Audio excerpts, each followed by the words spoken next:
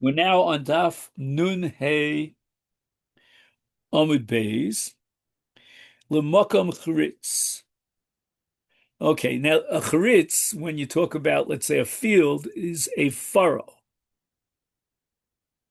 So now we have to get into the anatomy of the kidney. Heicha Makom Charitz, the disease in the kidney reached this place in the kidney called the Makom Charitz. Where is that? And it refers to some part of the kidney that's white. Lechivara, chivara, mechuvar means white. The tuse masne, that's underneath the loins of the animal. He adds here, it's the urethra,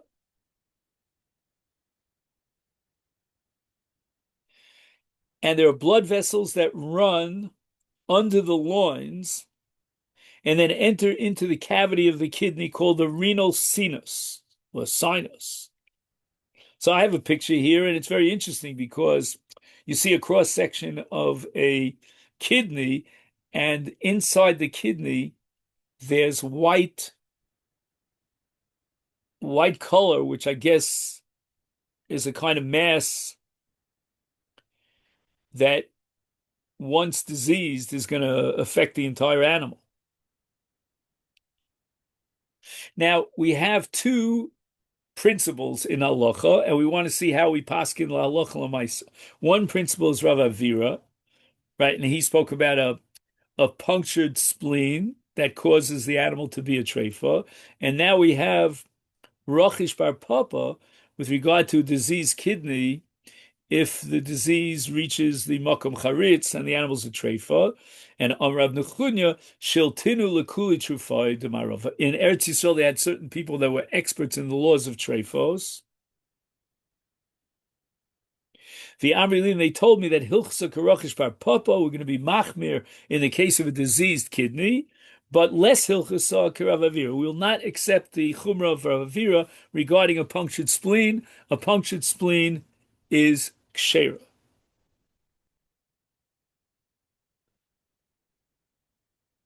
Now, is it really so that a punctured spleen against Rav Avira is kshera? The Gemara says, Lo amarin ela bikulshe. Apparently, there are two parts to the spleen. He's got a picture of it here.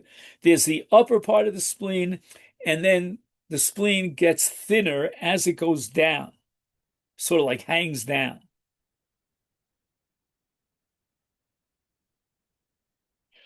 So when we said that we reject Rav Avira and a punctured spleen is still kshera, that's only beklushe, that's on the bottom of the spleen, which is the thinner part of the spleen. Al besumche, but as far as the upper part of the spleen, which is thick, then if there is a puncture, the animal is treif. The ishtayr beke ovi dinar zav kshera. So let's go to the case in which we do accept Rav Avira, and the animal is determined to be a treifa because of the puncture in the upper part of the spleen, which is what? Sumche. But if the puncture in the thick part of the spleen still leaves a dinar zav thickness of the spleen that's intact, the animal is kosher. Amri b'maravi kol apostle berea kosher bekulia. We are much more machmir in a rea, in the lungs, than we are with regard to the kidneys. And I'll prove it to you. Sharei nekev pasul berea. The word pasul means to treifa. So if you find a puncture, let's say a needle that went into the lungs, then the animal's a treifa, but kosher bekulia. And yet, even if you find a puncture in the kidneys, then the animal is kshera. So again, before we were talking about a disease in the kidneys, and then we had Rav Havira, but now we're talking about a puncture in the kidneys, and it's kosher. Now it's interesting because I'm wondering what'll be in the reverse. Is it always the case that that which is treifa in kulia would ipso facto be treifa in rea? You follow what I'm asking? Is it a two-way street? Anyway, we'll see it as the Gemara develops. Because can hecha de kasha berea, kasha bekulia. Right? If we're makil and we consider the animal, despite the injury to its lung, to be kshera, then certainly in such an injury to the kidney, it would be kshera. And the Gemara is now going to be up in arms. Maskiv klolahu. Are you making an absolute rule? I'm going to prove to you that your rule is not always the case. And now we get to the question of mugla. Mugla, if you recall, I think we had it back on Daf, maybe it was Mem, wherever it was, we had pus. And what's the deal with pus?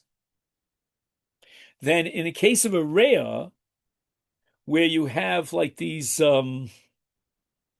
blisters, if you want to call them, on the lungs, and inside these blisters, if you puncture them, you'll find pus. The animal is kshera. It's not a treifa.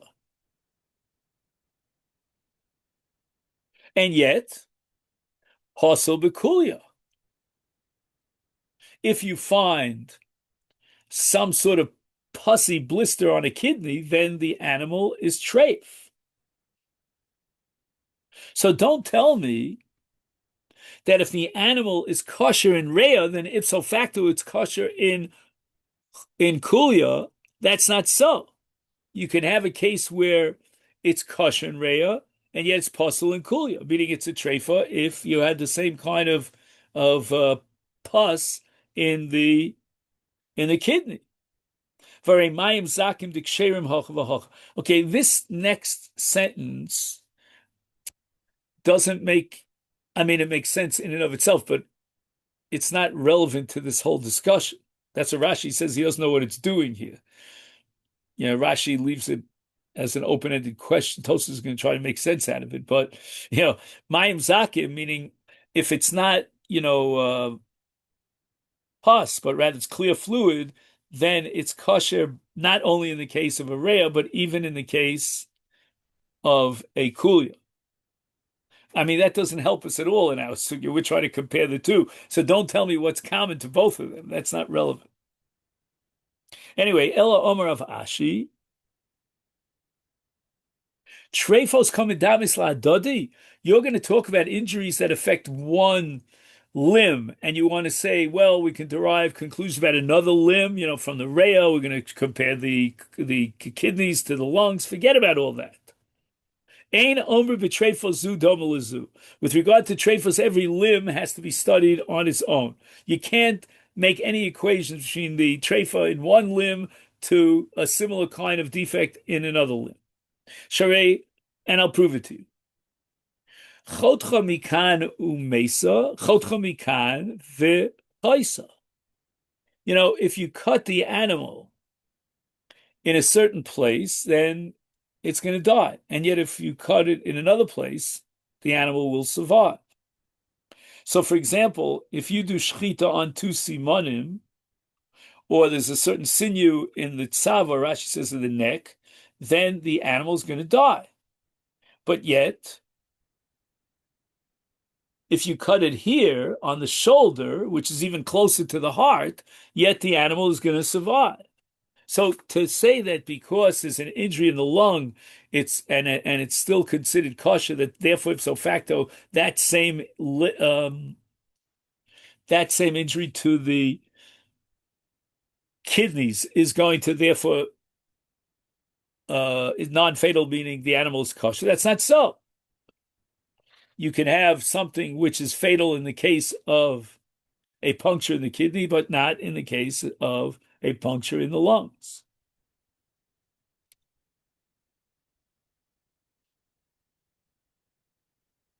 Now, we had mentioned that if instead of pus you find clear liquids, then the animal's kshera. So now the Gemara qualifies that and says, Lo amar el b'tzile, right? The liquid has to be clear. Aval achire means achur, means it's murky, is treifa, the animal's treif. V'chitzile nami, and even if the liquid is clear, lo amar el delo sriach, it doesn't have a bad odor. Aval sriach, if it has a bad odor, treifa. So with regard to water, as opposed to pus, we need two conditions to be checked off in order to say that the animal is kshera, and that is that the mayim is completely, literally clear and not murky at all. And number two, there's no bad smell coming from the water. Okay, now we go on in the kidney. Hakuya shektina. So we're talking about a diseased kidney that shrivels up, and we're going to make a distinction between larger animals and smaller animals. Bedak on the smaller animals, like a sheep or a goat, ad kipul. If the, how should I say, the kidney has shrunk, but what's still left of the kidney after this disease caused the shrinking of the kidney is a kipul, which means the size of a bean, which is smaller than an olive, than a grape, then the animal is kosher.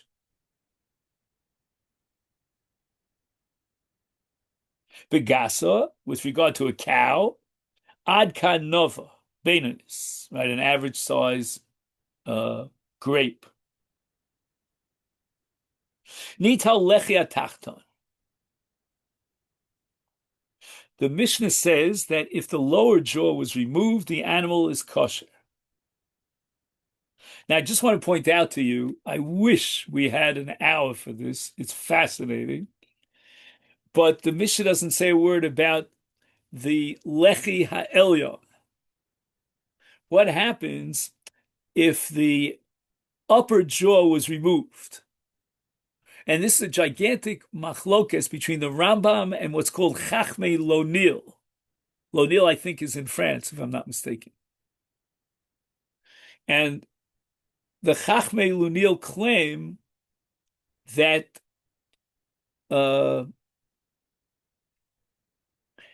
just one second, sort of make sure I got the sides right.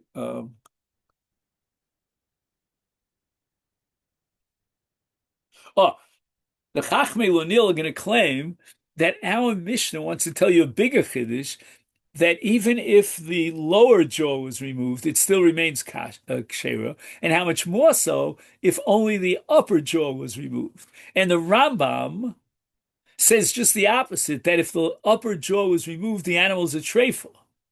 And therefore the Mishnah is telling you b'dafka that only in a case where the lower jaw was removed, that's when the animal is kshera. But if the upper jaw, and when the Chachmei Lonil wrote, letters to the Rambam objecting, the Rambam writes back an entire medical treatise, a whole, the Rambam was a doctor, I don't have to tell you that.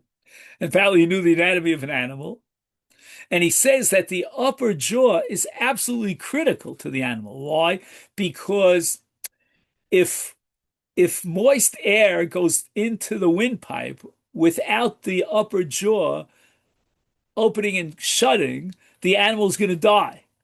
But anyway, I tell you, this is an hour's discussion, very fascinating. And, the Rambam flexes all of his brilliant knowledge. It's a whole treatise of the Rambam just on this topic about the upper jaw, which doesn't even appear in the Gemara. And it's interesting that the Chachmei Lonil say that even if you're right in your medical analysis, it would make a bit of a difference because we have certain categories of treifa, and the upper jaw is not in that category. You can't add another category, even though the animal is going to die. And the Rambam is going to say no, because since the Mishnah says that the lower jaw of removed is kshera, the Mishnah is implying that the upper jaw is treifa. So I don't have to add another category because of my medical knowledge. I'm just quoting my medical knowledge to prove to you that my reading of the Mishnah is a correct Mishnah. Anyway, the sparks are flying in each direction. In other words, when we remove the lower jaw, we could still remedy the animal. And how is that?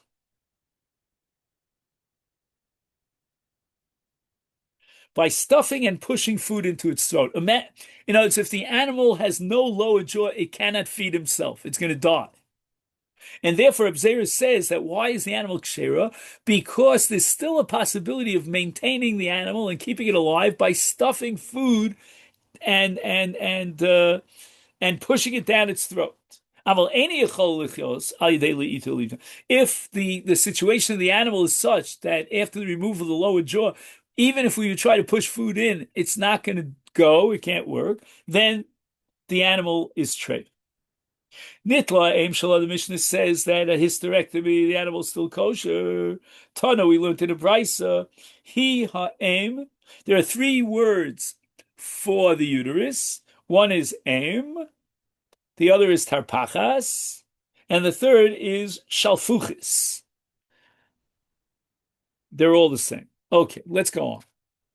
Now we get to the case, which is, again, unbelievable to me. I don't know, maybe you guys feel this is like pashut and intuitive, that an animal's lung can shrivel when the animal gets petrified, gets scared. Boo! So there are two types of charusa. Charusa is a shriveled lung, and we try to find out what kind of fear caused the lung of the animal to shrivel. If it was bidei shamayim, if, let's say, there was thunder or lightning and the animal got terrified, maybe it heard, the Iron Dome, knock down one of the missiles, whatever it is, and the animal was petrified,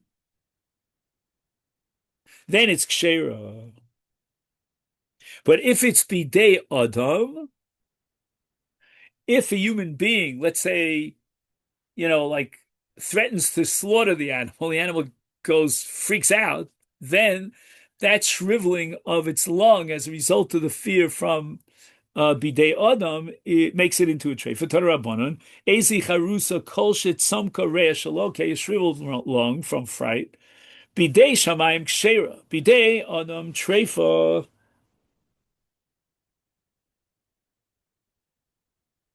He says that bidei adam is the sound of a human voice. Okay. Anyway, Reb Shimon ben Elazar Omer af bidei kol abrios. What about other animals? Let's say a roar of a lion, and the animal is petrified. How do we categorize that? Is that called bidei shamayim, and therefore the animal is still kshera, even though its lungs were shriveled, or is it bidei adam? And that's what the Gemara is going to ask. We don't understand what Reb Shimon ben Elazar had in mind. Reisha koi ulakula. Is Reb Shimon expanding our definition of bidei shamayim to include not only thunder and lightning, but also the roar of a lion, and therefore the animal is kshera, and that's a kula of Rabbi Shimon ben Elazar? Oh, what should we say? A seifa koi ulachumra. Maybe he was qualifying the seifa, and he was telling us that not only bidei Adam is when a human being scares the living daylights out of the animal and the lungs shrivel. But even if a lion roars and scares the living daylights out of the animal, it's treifa. Tashma, we'll learn it from Brisa Charusa b'dei Adam treifa. So on this treifa, Reb Shimon ben Elazar is going to expand it l'chumra. And af bidei kol abrios, that if the animal was frightened by a lion, that's exactly the same as bidei adam, and the animal is treif. Rabbi Bar Chana Havi Ka'asel b'midbara, he was traveling in the desert. Ashkach hanu dichri. Dichri are a limb in Hebrew, which is rams. Ditsamik readitu. their lungs had shriveled. I'm not exactly sure what that means. I think it means they shechted the animal, and when they did an examination, they found that the lungs of these elim were shriveled. Asa Shelbe Midrash. So he came to the Beis Medrash to ask, what do you think is the status of these elim? Amrule, they said the following. Bekaita, there is a test to figure out what caused the shriveling of the lungs. Again, Rabbosai, I don't know what to tell you. This is mind-boggling to me. You're going to figure out why the lungs of this ram shriveled by the following test. What are you going to do? Bekaita, right? He's going to divide up the seasons of the year between kaita, which is summertime, as opposed to sitva. Sitva is wintertime. Because the idea here is to get cold water. I guess they didn't have refrigeration in those days. So I see mishikle chivari. Chivari are white. Shichle are earthenware basins. And you fill malinu mayim kriya, you put cold water in these basins. And apparently the white basins are going to maintain the temperature of the water, relatively speaking, because it's the summertime and we don't want it to get hot water. You leave the lungs in the water for 24 hours, and then if the lungs will now return to their original healthy state as a result of being soaked for 24 hours in cold water, then we can prove that this was not a real permanent kind of shriveling of the lungs. It's only a temporary situation. The animal will be okay. It'll survive. And therefore it's ksher. The elo traf. If not, if the experiment of soaking the lungs for 24 hours in cold water would not bring results, and the animal did not return to its original healthy state, then we know for sure that this was bidei adam, and the animal is treif. Besitva, I see mishikle shichume. Shichume means black. You bring black basins, and it's the cold air of the winter. Mali mayim pshura, you put in lukewarm water, because again, if you're going to put it in cold water, it's going to remain too cold in the winter months. So apparently, what we need is to get exactly that right temperature of the water. And in the wintertime, the water has to be lukewarm to be put in, and it's got to be in a black earthenware vessel, because the black earthenware vessel will keep out the cold air. Hagluda. Now the Mishnah says that if you flay an animal, that means you remove all of its skin, then it's treifa. Now, I'm not sure exactly why they flayed the animal. Maybe they wanted to use its eyes, to make pocketbooks or something. I don't know. Tana Rabbanan, we learned to the Brisa, Hagluda. The Brisa now records Machlokes between Rabbi Meir and Chachamim regarding a gluda, a flayed animal.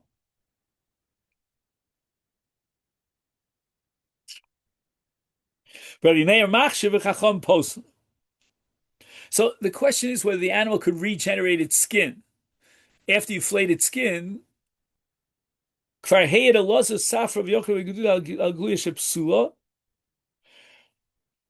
and we accept the sheet of the Chachamim, and Omer Reb Shimon ben Elazar, Chazer bo Reb Meir. Even Reb Meir eventually rescinded his original position and conceded to the Chachamim that if you flay all of the skin of the animal, it's going to die, and therefore it's a treif.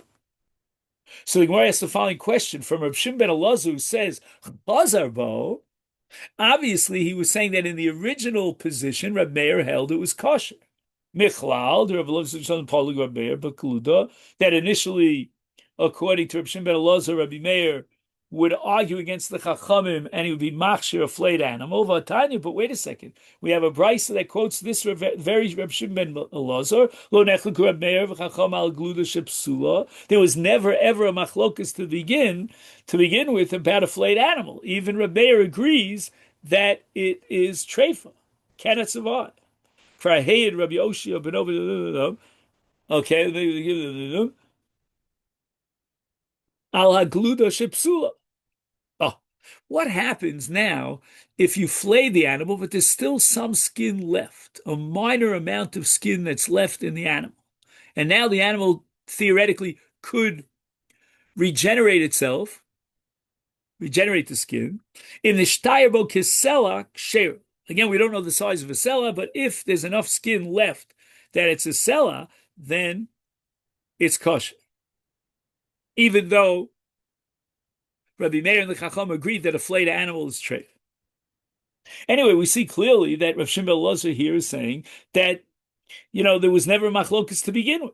And yet, you're quoting Rav Shimon ben Elazar saying that Rav Meir retracted his original position on Rav Nachman bar Yitzchak, Milo Nechleku. In this last brisa that we said that they never argued about it, Lo Amad Rabbi Meir b'machlokos. Rabbi Meir didn't maintain his position. Okay, Omar Mar. Im nishtayr kisela kshera. Now, where is this little piece of skin the size of a quarter? I don't know what a sela looks like. That will guarantee that the animal will regenerate its skin, and therefore it's kosher. Rabbi Yehuda al pnei shidra kula. Wow, this is a big chumrah. Rabbi Yehuda says that the shidra, which is the spine, the skin goes from the top of the spine all the way down to the bottom of the spine. Now, what does that mean? Does that mean that it's a very thin strip of skin, but if you calculate the total amount of skin, it will equal to the circumference of a sela? Or do you need a concentrated amount of skin that is a sela in itself? It's not this long, skin that goes up and down, but it's like a round area that has circumference. Iboilahu. Arich v'kotin. What if it was long and thin? But the chimetzarif, if we add together and calculate all of the skin, havi kisel equal to sin, and that's enough to assume that the animal will regenerate its skin, and therefore it's kshera. Oh, Dilma, no, that's not enough. But rochav sela pnei shidra kula, right? We need that it goes up and down the spine, and it's it's not just the how do you pronounce it? The cumulative area of the skin, but rather it's got to be, a piece of skin that's the size of a sela. Toshma, de parish Rabbi Nahori Mishmei de Shmuel, berochav kisel al pnei kol hashidra kul.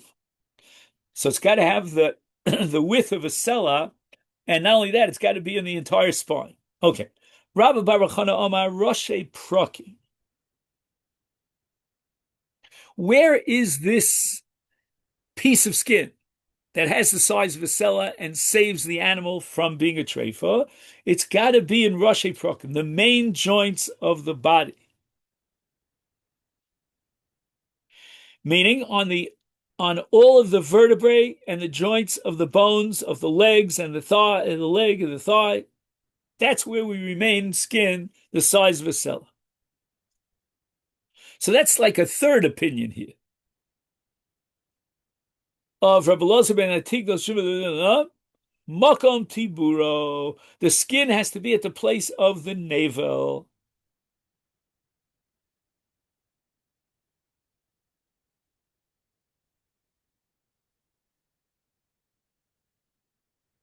Boy, Rabbi Yanai Rabbi Yeshua Nital Makom Ashidra v'Kulo Kayom.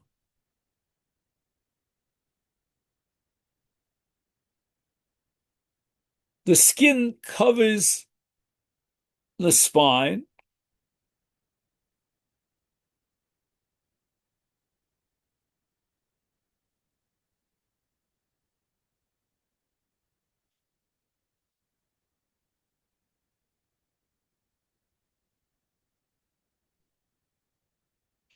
Just one second. He's going to ask this question three times over, so let me get it straight. Whoa. Sorry about the time here. One second. I just want to get the principle. It repeats itself three times, which is Kulukaya. Um, oh, yeah. When Shmuel says that the remaining skin has to be b'makom hashidra, what happens if the skin was removed from the makom hashidra, but only from the makom hashidra, and all the rest of the skin was there? Or, for example, according to Rabbi Lazar, nital makom tiburo, if let's say the skin was removed from the makom tibur, which, according to Rabbi Lazar, makes it treifa, but kulakaya, but all the rest of the skin is there. Or, according to Rabbi Bar Chana, the third opinion, nitlu rashi prakim v'kulu mai. What if the rashi prakim, as we described before, right, those joints and bones and vertebrae and so on, there's no skin, but the rest of the animal is completely skin. Teku, the Gemara doesn't know. Omar Rav, kol ha'or kulo matzil begluda. According to Rav, any skin that's left on the animal and it's the size of a sela, that's going to save it from being treifa. Chutz, with one exception, me'or beis haprosos, right? The skin in the place of the hooves of the animal, on the bottom of the feet. And Rabbi Yochanan Omar, afilu or beis haprosos nami matzil. In other words, Rav disqualifies the skin at the hooves. That's not going to save the animal from being a treifa. But Rabbi Yochanan says, even if there's only skin left, very thin skin probably, in the place of the hooves, then it could regenerate itself and the animal's not a treifa. Boy minei Rav Asi Rabbi Yochanan. When Rav Asi heard this statement of Rabbi Yochanan, he asked him the following question. Or beis haprosos ma'ushi yatzil beglud hamalei matzil. Okay, so that's Rabbi Yochanan's opinion. That even if the skin is in the place of the hooves, that could save the animal. It's not a treifa. Amalei, so Rav Asi says to him, wait a minute. Limadatonu Rabbeinu, you taught us with regard to a Mishnah later on in Masechet Chullin, Elu she'orosehen kivsaran or beis haprosos. That the or beis haprosos is not considered. One second. Right? Is not considered skin, but rather it's considered basar. Now let's just understand. There are two nafkaminas here. One is in terms of kachim, when you have a machshavas pigul, then the machshavas pigul is only relevant to basar. And as he has in mind that the meat of the animal, let's say chatos, will be eaten chutz l'zmano. That creates pigul. But if it's skin, which is not eaten, then there's no pigul.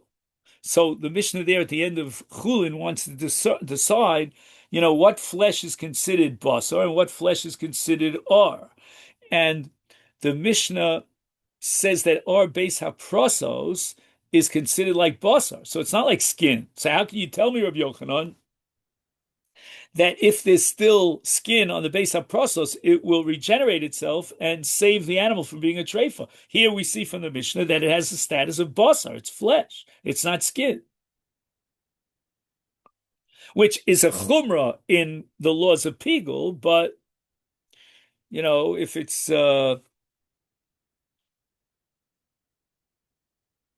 if it's in the laws of treifa, it's a chumrah. Amalei, al taknikteni, don't get me all upset because of a Mishnah, shaloshan yochinan ishono. So because that opinion in the Mishnah of or beis haprosos is only a minority view.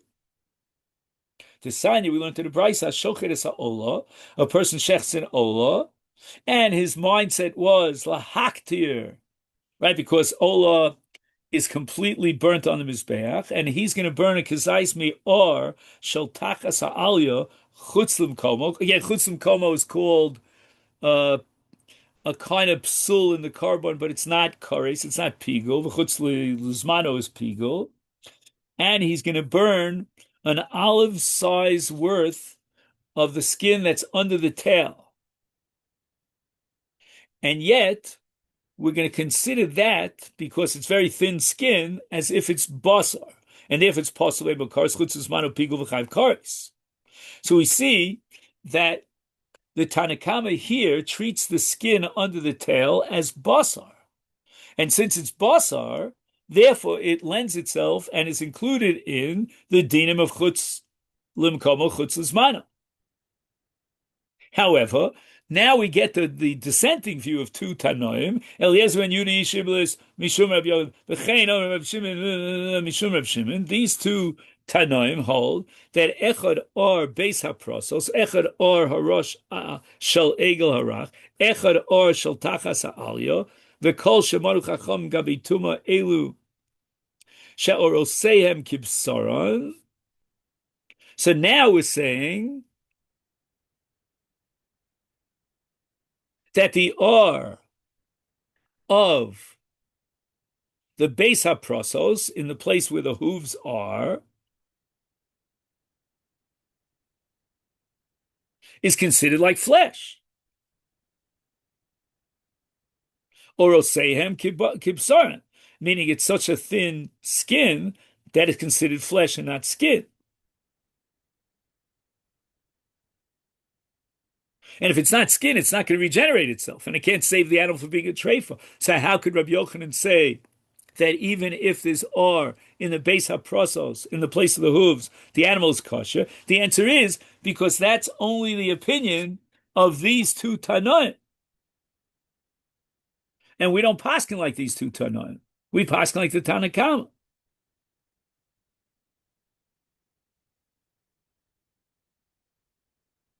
Now, what is Kol Shemanu Chachamim? Is Lahavi or Beis HaBoshes. Okay, this has to do with the skin of a fetus or the skin of the genital areas and so forth and so on. Chutzim Komo Posel V'Ebel Kores, Chutz is Manu Pigel V'Chayon Ele Kores. Anyway, we see that only according to two Tanoim, that's Elazar ben Yehuda and Reb Shimon ben Yehuda, they hold, in the name of Reb Shimon, that these skins are considered like flesh, but the Tanakhama would consider them like skin.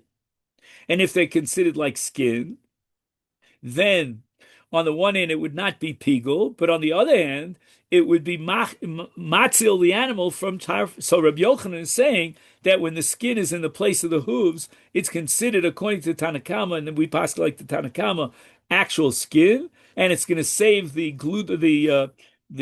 flayed animal from the status of treifa, because that skin will regenerate itself. And that's the story with Gluda. Correct? With Gluda. Okay, then, that leads us to the next Mishnah here on Daf Nun Vav Amud Aleph, and tomorrow is Wednesday, correct? Okay. Wishing you all a great day. Thank you so much. Oh, just before we go,